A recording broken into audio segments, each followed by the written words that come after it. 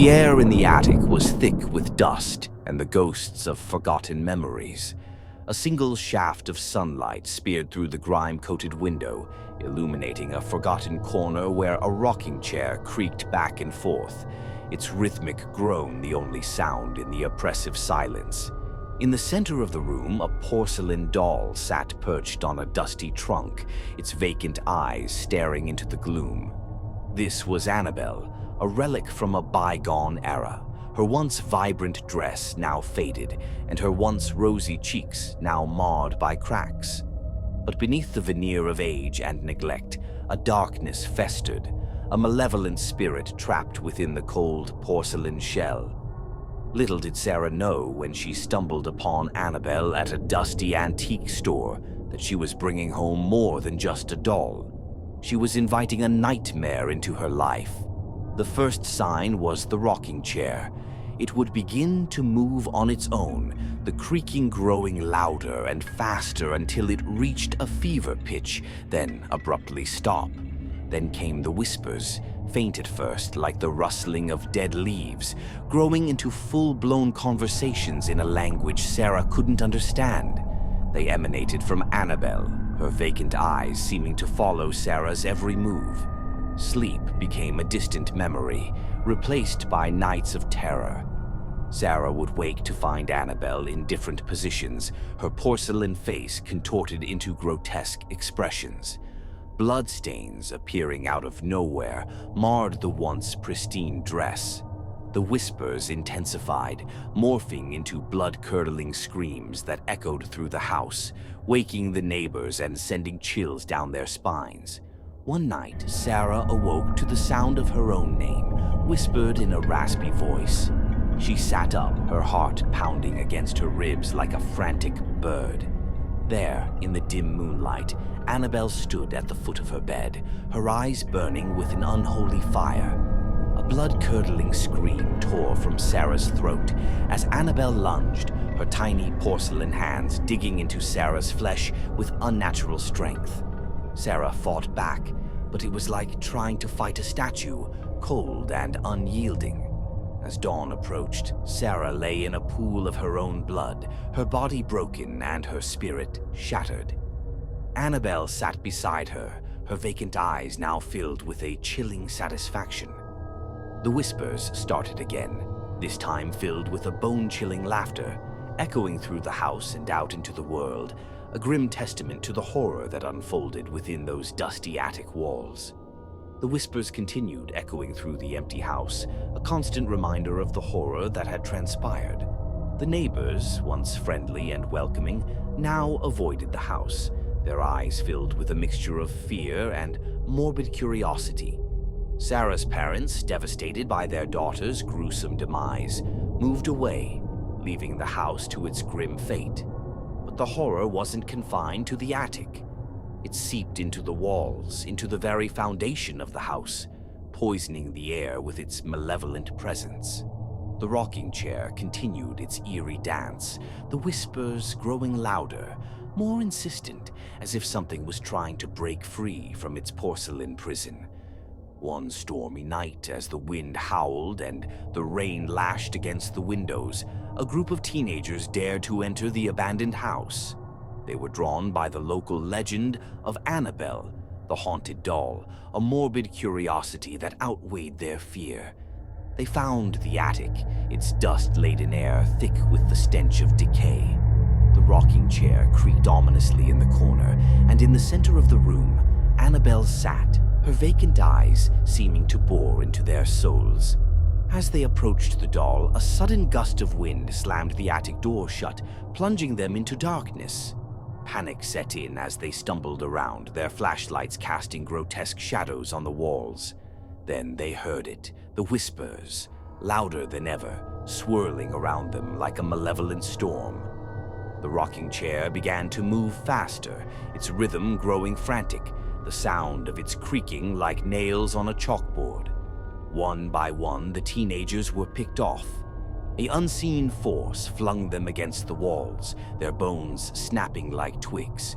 Their screams were swallowed by the storm, their blood staining the dusty floorboards. In the end, only one remained, a young girl named Emily, her eyes wide with terror, her body trembling. Annabelle, her porcelain face contorted into a grotesque smile, floated towards Emily. Her tiny hands reached out, her fingers digging into Emily's flesh. Emily screamed, but her voice was lost in the cacophony of the storm.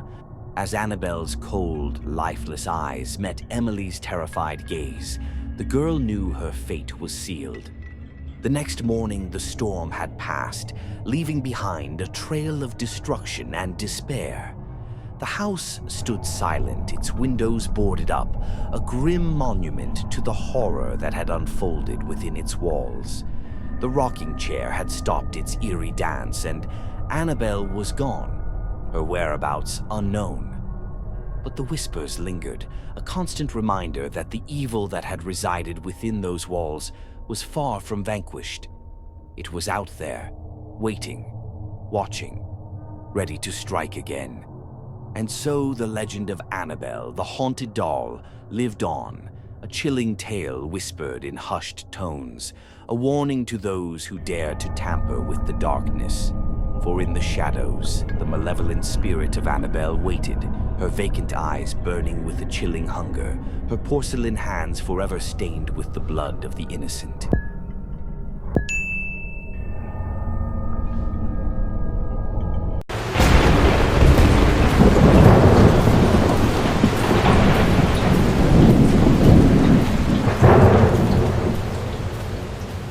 The house stood at the end of a winding road, shrouded in an eerie silence that seemed to emanate from its very walls.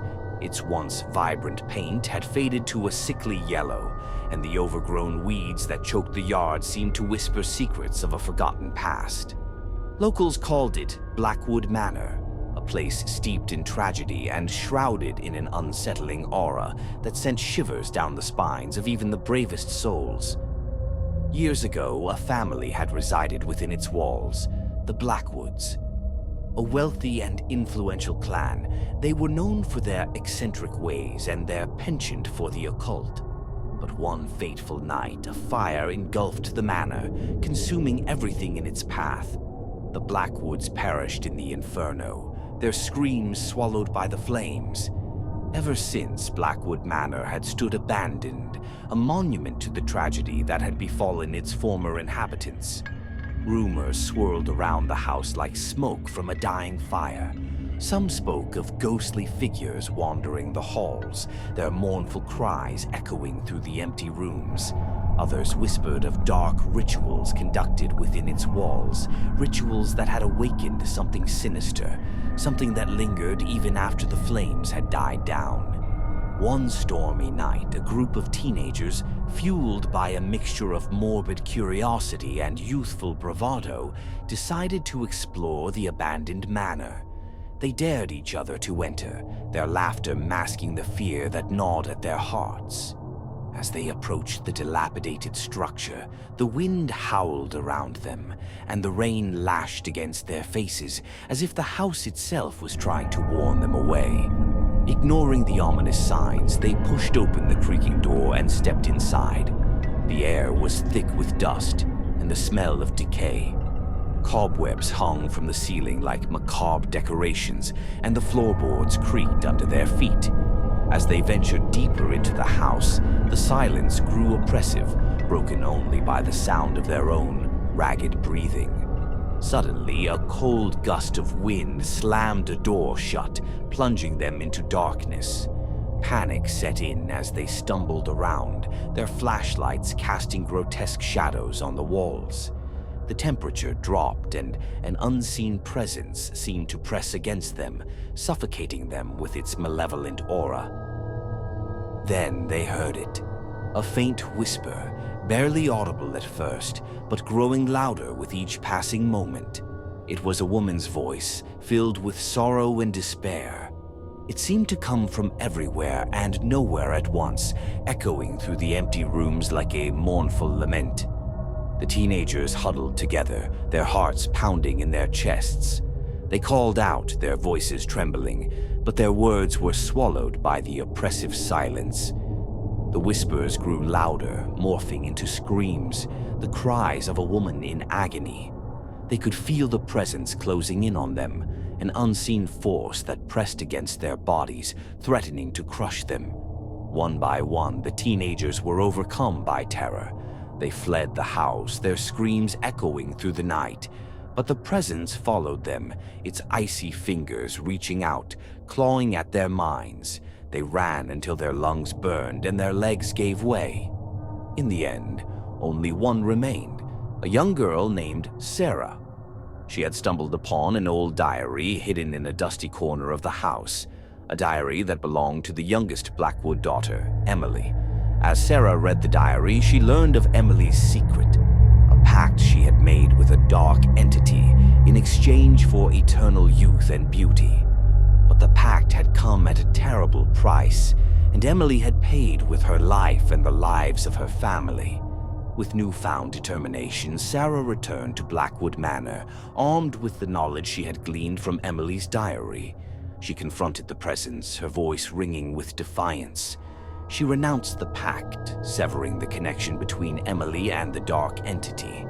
As Sarah spoke, the temperature in the house rose, and a blinding light filled the room. The presence recoiled, its screams echoing through the halls.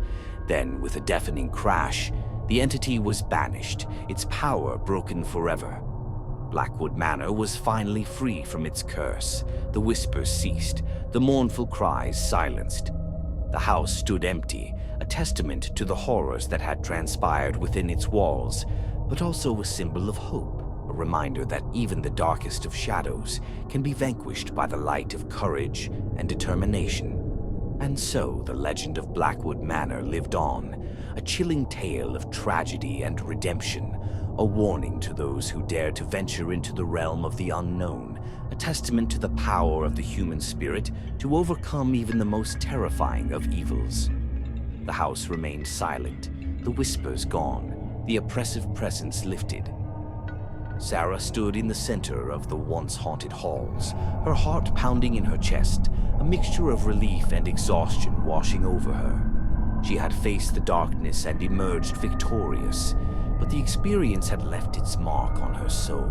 As dawn approached, Sarah stumbled out of the house, the rising sun casting its golden rays upon the dilapidated structure. She looked back one last time, a bittersweet feeling settling in her heart. Blackwood Manor had been a place of horror, but it had also been a place of redemption. It was where she had faced her fears and discovered a strength she never knew she possessed. With a deep breath, Sarah turned and walked away, leaving the haunted house behind. She knew that the memories of that night would stay with her forever, but she also knew that she had emerged from the darkness, a changed person, stronger and more resilient than before. The news of Blackwood Manor's cleansing spread like wildfire through the town. People flocked to the once abandoned house, drawn by a morbid curiosity and a desire to see for themselves that the evil had truly been vanquished. The house became a tourist attraction, a place where people could come to learn about the tragic history of the Blackwoods and to pay their respects to those who had lost their lives within its walls.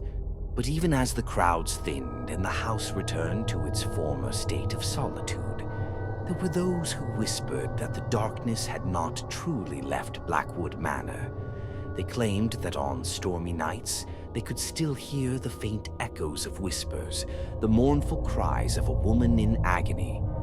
And some even swore they had seen a shadowy figure lurking in the windows, its eyes burning with an unholy fire. Whether these were mere rumors or glimpses of a lingering evil, no one could say for sure. But one thing was certain: Blackwood Manor would forever be a place of mystery and intrigue, a place where the line between the living and the dead seemed to blur, a place where the shadows held secrets that would never be fully revealed. And so, the legend of Blackwood Manor lived on, a chilling tale whispered in hushed tones, a reminder that even in the darkest of places, there is always a glimmer of hope, a spark of courage that can illuminate the path to redemption.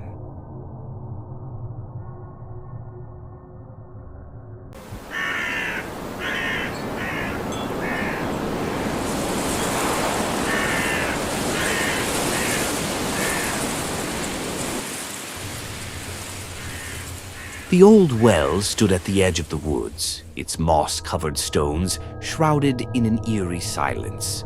Locals called it the Whispering Well, a name that sent shivers down the spines of even the bravest children. For generations, stories had been passed down about its sinister history, tales of children who had mysteriously disappeared after venturing near its depths. Legend had it that the well was haunted by the restless spirit of a young girl named Emily, who had drowned there many years ago.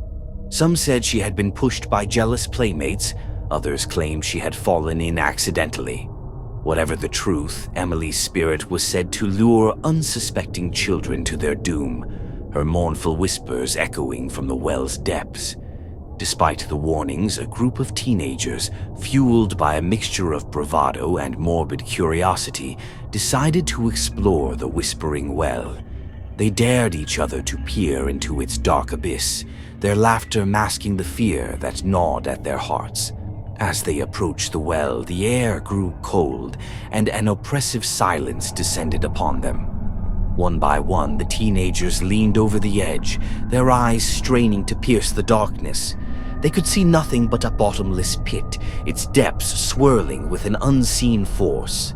Suddenly, a cold gust of wind swept across the clearing, and a faint whisper seemed to rise from the well. The teenagers jumped back, their hearts pounding in their chests. They exchanged nervous glances, but their curiosity outweighed their fear. They decided to tie a rope to one of their backpacks and lower it into the well. As the backpack descended, the whispers grew louder, morphing into chilling screams. The teenagers pulled the backpack back up, their hands trembling. Inside, they found a child's doll, its porcelain face cracked and its eyes vacant. A wave of nausea washed over them as they realized the doll was eerily similar to the descriptions of Emily. Panic set in as they fled the clearing, their screams echoing through the woods. But it was too late. The Whispering Well had claimed another victim. One by one, the teenagers began to disappear, their bodies never to be found. Years passed, and the Whispering Well became a place of dread, a forbidden zone where no one dared to venture. But the legend lived on, a chilling reminder of the horrors that lurked beneath its depths. One fateful day, a young girl named Sarah stumbled upon the Whispering Well while exploring the woods. She had heard the stories, but she didn't believe them. She thought they were just old wives' tales. As Sarah approached the well, she felt a strange pull, an irresistible force drawing her closer. She leaned over the edge, her eyes drawn to the darkness below. Suddenly, she heard a voice, a faint whisper that seemed to come from the depths of the well. "Help me," the voice whispered. "Please help me." Sarah's heart skipped a beat. She knew it was Emily, the ghost of the drowned girl. She knew she had to do something. Without hesitation, Sarah grabbed a rope and tied it around her waist. She then lowered herself into the well, her heart pounding in her chest. As she descended, the whispers grew louder, the screams more intense. Sarah reached the bottom of the well and found herself in a dark, watery chamber. She could see Emily's spirit, a translucent figure floating in the water. Emily's eyes were filled with sadness, her voice filled with despair. "Thank you for coming," Emily whispered. "I've been waiting for someone to help me." Sarah asked Emily what had happened to her, and Emily told her the story of her death. She said she had been pushed into the well by jealous playmates, and she had been trapped there ever since. Sarah promised to help Emily find peace, and together they devised a plan. Sarah would tie Emily's spirit to a rock and then pull her up out of the well. As Sarah began to pull Emily up, the whispers grew louder, the screams more intense. The well seemed to fight against them, trying to keep Emily trapped within its depths. But Sarah was determined. She pulled with all her might, and finally, Emily emerged from the well. As Emily's spirit rose into the air, the whispers ceased, the screams silenced. The well was finally at peace. Sarah and Emily walked away from the well, hand in hand. They knew that they would never forget what had happened, but they also knew that they had done something special. They had helped a lost soul find peace. And so the legend of the Whispering Well was finally laid to rest. The well no longer claimed victims, and the children of the town could once again play safely in the woods. But the memory of Emily and Sarah lived on, a reminder that even in the darkest of places, there is always hope, and that even the most tragic of stories can have a happy ending. If you enjoy this type of video, make sure to subscribe to our channel and hit the notification bell. We share the most terrifying horror stories in the form of the best visuals.